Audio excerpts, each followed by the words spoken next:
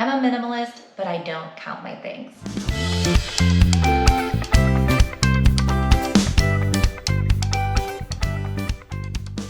Hello, welcome to the channel. I'm Savannah, and here I talk about the fun side of minimalism. Whether you are brand new to minimalism, checking it out, or have been practicing for years, you may have noticed that some minimalists are super into counting their possessions. What is that perfect number of items? Honestly, I don't know. In this video, I'm actually going to be sharing why I choose not to count my belongings. I'll also be sharing a few alternative methods for how I keep my inventory of belongings small and manageable.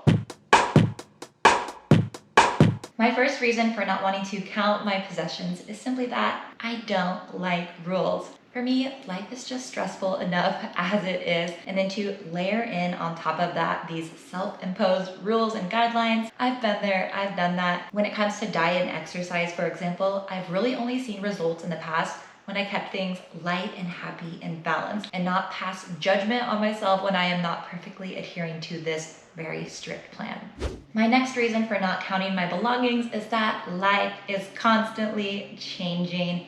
My wants and needs have changed so frequently over the years. If I think back to this past decade, I have lived in 5 different cities with varying climates, and I've had 7 different jobs with varying dress codes, from super professional trousers, blazers, heels, all the way to yoga pants and a tank top. So my count for items very much changes with the ebbs and flows of life, and I just roll with it. And my third reason for not counting my things is that I make mistakes.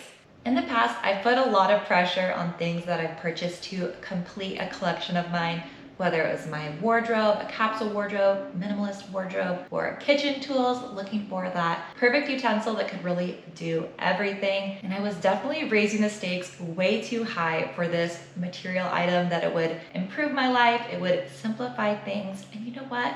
Sometimes products just don't work out. I wish I had a crystal ball to look into the future to see if I was really going to wear that jacket, or if that new kitchen appliance, Instant Pot, would be something that I actually use. These days, I give myself a lot more grace, and I'm much more fluid about what I bring in and out of my house.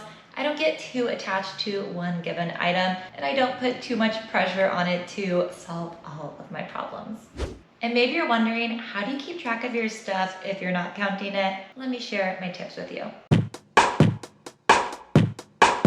My first tip is the 1 in, 1 out rule. And I already told you, I don't really like rules, so I don't follow this super strictly, but generally I have it at the top of mind. But I do find that when I'm bringing something in, I'm usually letting something go. So if I'm buying a new pair of jeans, I'm typically letting go a pair of older jeans, unless I'm finding that I just need more jeans generally. And my next tip is just being generally aware of duplicates. And there may be items in your life that you intentionally have duplicates of. For me, it's white t-shirts. I wear white t-shirts a lot. I really like to use this rule for beauty products. I've had an issue with overbuying beauty products in the past. So now I don't keep duplicates of my basic makeup and hair products. I just keep one.